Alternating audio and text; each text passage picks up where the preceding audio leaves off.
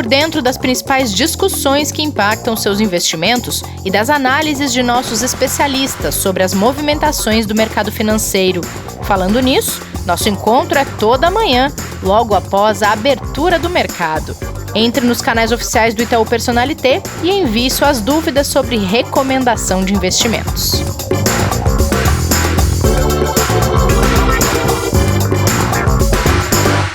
Olá, tudo bem? Esse é mais um episódio, o segundo, na verdade, de uma semana muito especial, que é a Semana Mundial do Investidor, aqui no nosso podcast Investidor em Foco. Eu sou a Juliana Ranciaro, sou coordenadora de Customer Insights na área de investimentos do Itaú, e eu recebi a difícil missão de substituir a Renata Colombo hoje. Estarei com vocês aqui mais alguns dias dessa semana, mas, como sempre, eu tenho reforço. E eu trouxe 2 reforços muito importantes, 2 conhecidos de vocês. Estão aqui comigo o Kleber Zanqueta e o Martim Iglesias. Bom dia, gente. Bom dia, tudo bem? Bom dia, Ju. Muito bom ter você de volta aqui, apesar que eu tenho que confessar que eu tô com saudades da Rê, né? Eu também, olha, mas é uma parte muito gostosa gravar mesmo, aqui o podcast. Não, mas muito bem-vinda. Você já deu um show nas outras vezes e hoje vai ser mais um, com certeza. Bom dia, professor. Bom dia, Kleber. Bom dia a todos que nos ouvem também. Gente, eu queria começar comentando com vocês um pouquinho, então. Ontem o Donald Trump, presidente dos Estados Unidos, teve alta do hospital e vai continuar o tratamento na Casa Branca, certo? Queria saber de vocês como que o mercado reagiu a isso, como é que a gente pode esperar desse dia de hoje. Olha, Ju, a gente teve uma segunda-feira bem positiva, né? Começando já a semana num sinal bem melhor do que a gente teve nas semanas passadas, né? Nas anteriores, que a gente vinha sofrendo com muita volatilidade. Lá fora, os mercados já vinham numa tendência de recuperação depois de 4 semanas seguidas de queda, né? Aqui que estava com um cenário um pouquinho mais difícil, a alta do Trump acabou sendo positiva, né? Porque apesar de ter muitos cuidados ainda com relação à saúde dele, sem dúvida que pelo menos já deu um sinal de que ele estaria fora de perigo. E o mercado vem esperando, né, professor, também as sequências de conversas que a gente tem lá nos Estados Unidos entre Câmara dos Representantes, também secretário do Tesouro, com a Casa Branca, sobre o pacote de estímulo. Exato, é muito importante. Isso está um pouco parado, né? Está indo mais devagar do que se esperava, né? Mas aparentemente, aí, pelo que a gente viu ontem, parece que isso vai engatar agora, né? Vamos torcer por isso, né? Vamos torcer para que a gente tenha novidades. Por aqui, Ju, o que a gente teve de assim, muito relevante, só para ainda fechar lá nos Estados Unidos, a gente tem 11h40 o presidente do Fed, né, Jerome Powell, fazendo aí um discurso onde o mercado já espera que venha as mesmas palavras das últimas vezes que ele se apresentou, né, sobre política monetária, mas de repente pode ter alguma novidade que pode ser positiva para o mercado. A gente espera que, se vier, que seja positivo. O mercado opera em alta por enquanto nessa manhã, chegou a abrir com uma leve queda, mas as expectativas positivas vêm sobrepondo as preocupações, principalmente de novos casos de Covid na Europa, que essas continuam bem perigosas, viu, Ju? Perfeito, Kleber. Obrigada aí para você e para o Martim por essa abertura aqui de mercado hoje com a gente.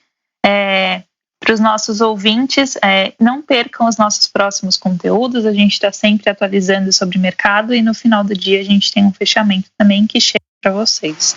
E só um último ponto, Ju, para passar para o investidor, que é importante, que todo mundo está acompanhando, né? As boas notícias que vieram lá de Brasília, né? Novamente das conversas positivas, né, entre a Câmara dos Deputados, né, e o Ministério da Economia, que agora a gente tem uma expectativa melhor de avanço das conversas de reformas, né, do programa mesmo do Renda Cidadã, até mesmo de privatizações. Assim, hoje a gente tem já o início, né, da comissão mista para análise do projeto de lei orçamentária para o ano de 2021. Então, as expectativas depois desse jantar super positivo de ontem acabou animando os mercados que operam em alta aqui no mercado local também. Ótimo, Kleber. Obrigada aí pela atualização. Então, agora que a gente já falou um pouquinho sobre mercado, eu queria entrar no tema de hoje. O tema de hoje na Semana Mundial do Investidor é que a gente vai falar de bolsa. Bolsa é um assunto muito comentado em 2020. Bastante gente aí teve algumas angústias, teve um pouquinho de dor de barriga, e acho que isso tem tudo a ver com o papo que eu queria conduzir aqui com vocês hoje. Puxando pelo Martim, começando aqui, Martim, investir em bolsa é uma dúvida de muita gente. Tem gente que já teve experiência com investir em bolsa, tem gente que não. Mas em 2020 todo mundo teve vontade ou teve um problema na barriga, não soube como fazer. Eu queria saber o que a gente pode dar de dica para quem quer começar a investir em ações. Legal, Ju. Sim, de fato, o número de investidores em bolsa vem crescendo muito, então certamente tem pessoas que estão começando a experimentar esse tipo de risco, e para muitos teve uma espécie de um batismo de fogo, né? Principalmente aí em março, né? Onde tivemos quedas muito fortes aí da bolsa, e aí muita gente já aprendeu que um dos primeiros passos, certamente, é conhecer o perfil do investidor. Então, responder os questionários de avaliação do perfil é muito importante, entender se o seu perfil aceita risco ou não aceita risco, e quanto risco aceita, e investir de acordo com isso. Acho que um erro que é grave, de fato, é assumir mais risco nos investimentos daquilo que você tolera. Aí o que acontece é que numa queda forte, eventualmente você acaba realizando prejuízos que talvez pudessem não ser realizados, né? Que se você tivesse um pouco mais de paciência, se você aceitasse um pouco melhor esse risco, você poderia esperar por horizontes mais importantes. Então, conhecer esse perfil do investidor, portanto, saber o seu apetite de risco já é extremamente importante. Acho que um outro ponto importante para quem começa é a questão da reserva de emergência. Ou seja, você tem pessoas que de alguma forma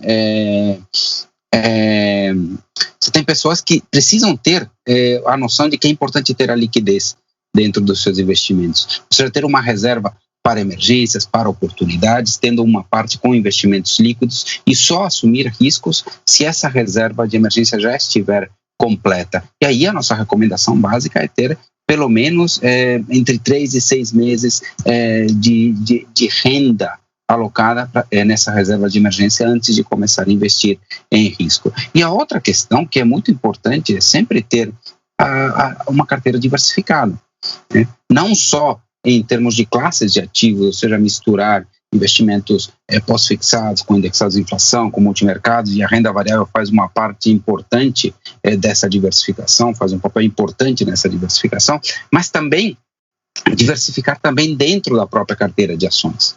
Ou seja, a carteira de ações não convém que seja composta por uma única ação.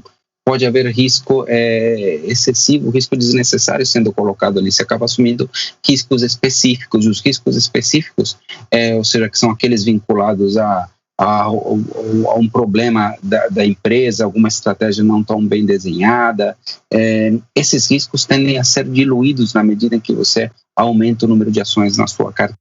Então, a diversificação é sempre uma questão bastante importante. Acho que esses são basicamente os 3 pontos centrais, tá? Conhecer o perfil, para entender o apetite a risco, ter também uma reserva de emergência e pensar na diversificação da carteira. Acho que é por aí, viu, Kleber e Ju? Ô professor, e com esse kit completo, vamos chamar, né, esse enxoval do investidor que vai começar a investir, que seguiu todo esse passo a passo, ele já pode começar a olhar também para o que o mercado está avaliando como positivo, né? O que tem de interessante, o que tem de valor, o que tem de recomendação para que ele comece a construir essa carteira, né? Isso é super importante, Kleber. Isso aí é muito importante porque a pessoa que está começando a investir em ações nem sempre tem todo o conhecimento suficiente para avaliar quais são as melhores ações, né, para investir.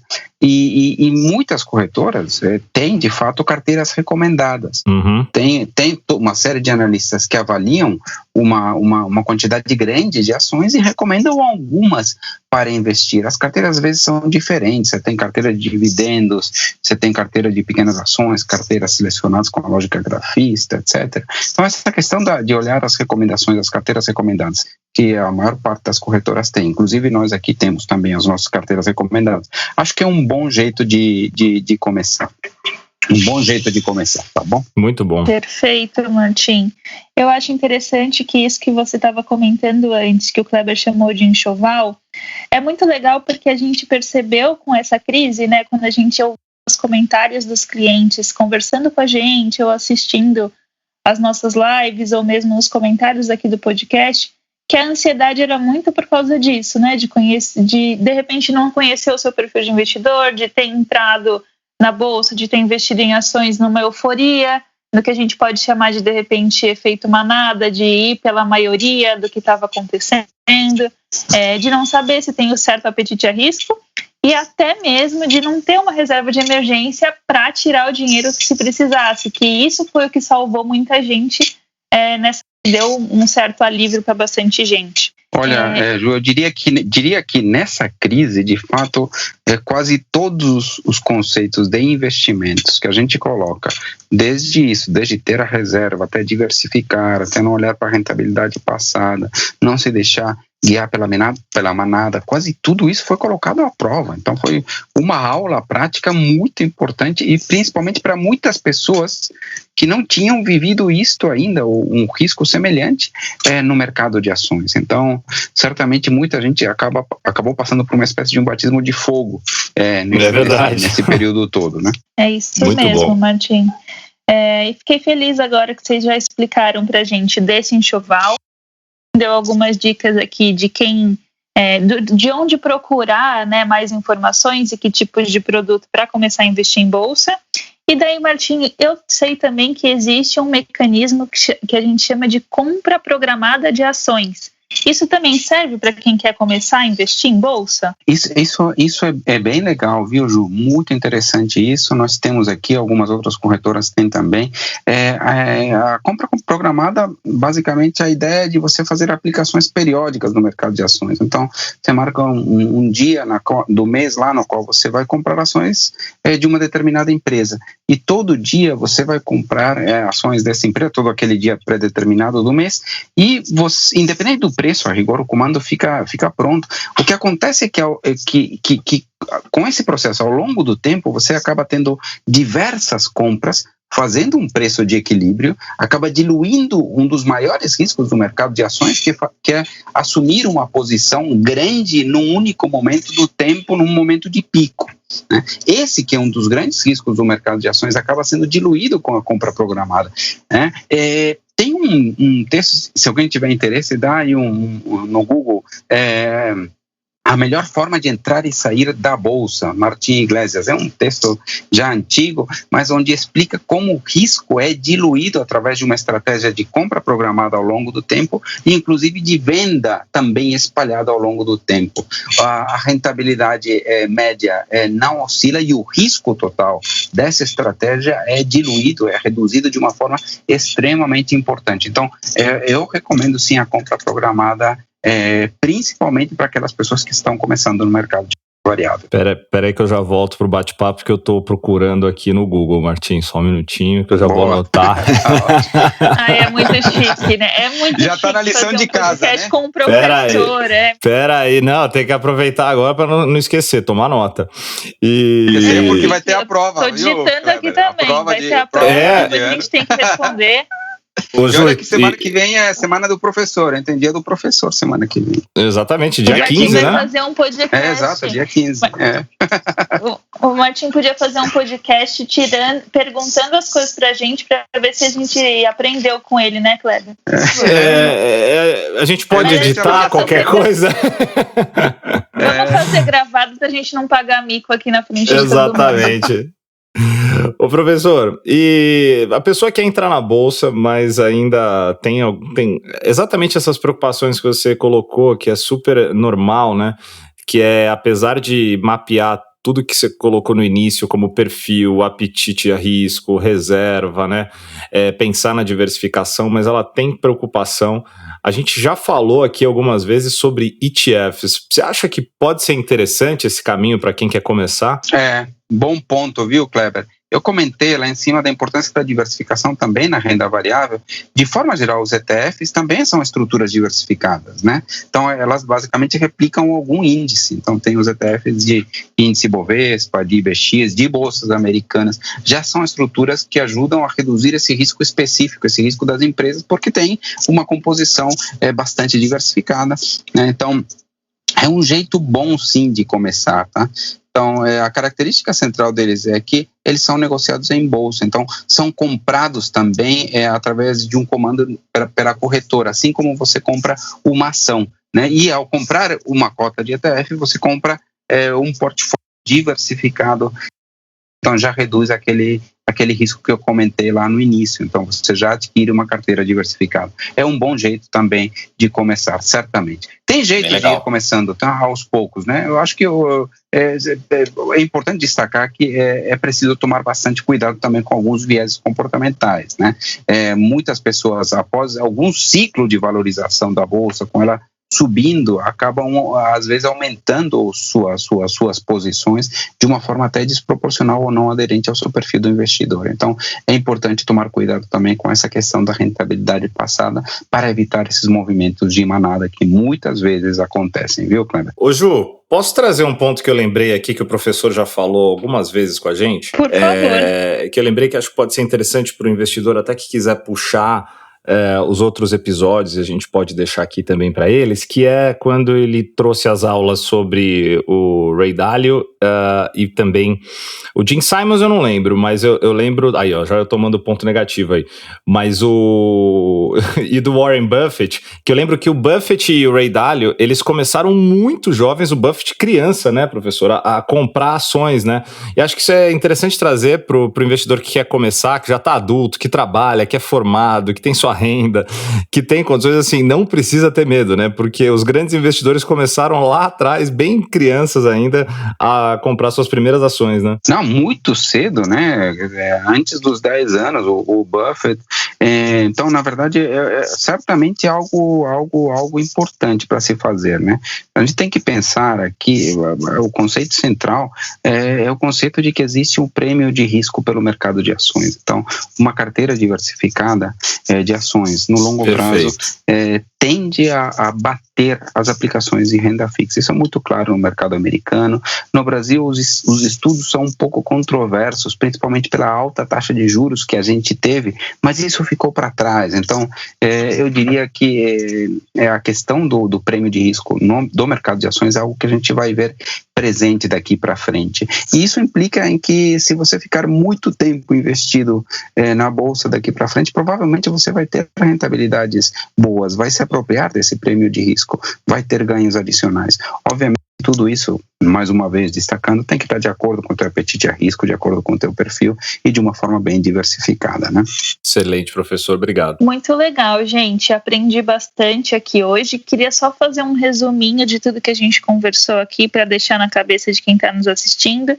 Então, para quem quer começar a investir em ações, a gente falou que a gente precisa conhecer o perfil de investidor e isso daqui a gente precisa para investir em qualquer coisa, certo, Martim? Perfeito, em qualquer coisa. Isso é fundamental mesmo. Ótimo. Daí a gente precisa entender o apetite a risco de cada um, saber se tem uma reserva de emergência, porque se você tiver essa reserva de emergência, é dali que você vai tirar os recursos, caso você precise para uma emergência, que a gente chama, ou para uma oportunidade, inclusive.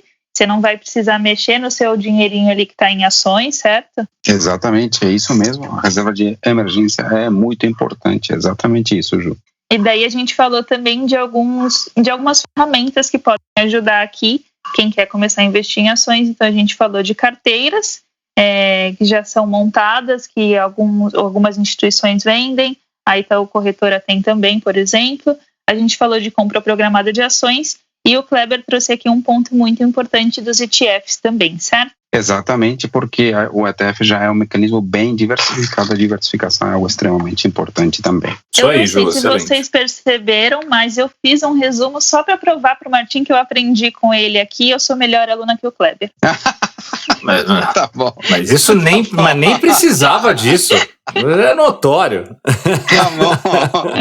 Até porque eu fui de forma muito positiva, porque eu fiquei super feliz, né, pelo nosso ouvinte, me expor na live que eu tava fazendo com o Martim e colocar lá, olha, isso aí é castigo de que ele faltou nas aulas. Eu falei, olha só, o pessoal tá prestando atenção em tudo. Na live falou isso mesmo, é verdade, teve isso mesmo, foi divertido. Então já é público que dos alunos aqui do professor eu sou o que tô com menos pontos, pode ter certeza, Ju. Que isso, nada que uma maçã não resolva no dia do Boa.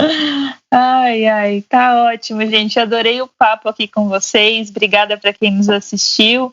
Obrigada, Martim, Kleber. Vocês querem deixar um tchauzinho aqui para quem nos ouviu? Bom, dar um tchau e falar para continuar acompanhando a programação especial dessa semana, né, do World Investor Week. Isso aí, Ju, agradecer mais uma vez todo mundo que está acompanhando todos os conteúdos. É uma semana realmente especial e deixar assim uma mensagem principalmente para aqueles investidores, como o Martim colocou, que estão começando, que passaram por às vezes um trauma, tipo, iniciaram a sua caminhada no mercado de ações exatamente em 2020, né, naquelas promessas às vezes que as pessoas fazem, esse ano eu vou começar a investir em ações. Os que começaram sofreram realmente um baque muito grande, mas em compensação estão tendo um aprendizado que muitos demoraram anos para conseguir.